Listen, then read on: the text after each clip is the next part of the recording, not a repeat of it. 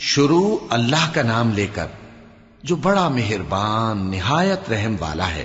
جو چیز آسمانوں میں ہے اور جو چیز زمین میں ہے سب اللہ کی تسبیح کرتی ہے۔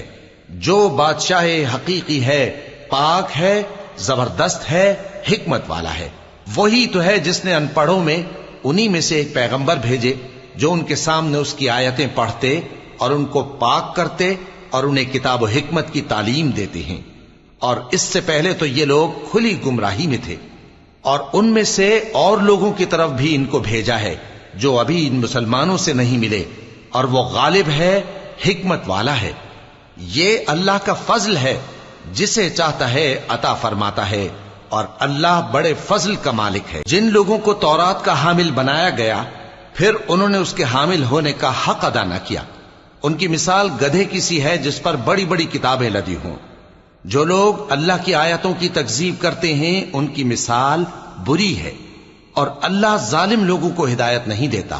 کہہ دو کہ اے یہود، اگر تم کو یہ دعویٰ ہو کہ تم ہی اللہ کے دوست ہو اور دوسرے لوگ نہیں، تو اگر تم سچے ہو تو ذرا موت کی آرزو تو کرو۔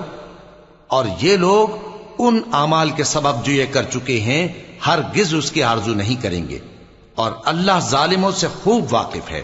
کہہ دو کہ موت جس سے تم بھاگتے ہو وہ تو تمہارے سامنے آ کر رہے گی، پھر تم پوشیدہ اور ظاہر کے جاننے والے مالک کی طرف لوٹائے جاؤ گے، پھر جو کچھ تم کرتے رہے ہو وہ سب تمہیں بتائے گا۔